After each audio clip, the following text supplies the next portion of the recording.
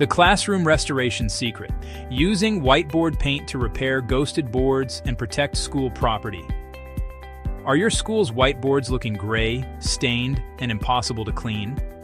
Don't throw them out.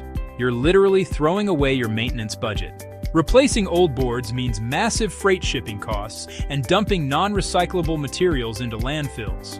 But facility managers have a smarter secret: premium whiteboard paint. Instead of replacing, you can just restore. It's an eco-friendly, low VOC solution that completely eliminates the need for expensive new boards. The process is super simple. Just strip the old board with a green cleaner or alcohol, do a light sanding, and roll on the new surface. Janitorial staff can easily do this over summer break. Want to take it further? You can use clear whiteboard paint in hallways and cafeterias to prevent backpack scuffs and turn dead space into creative, collaborative zones.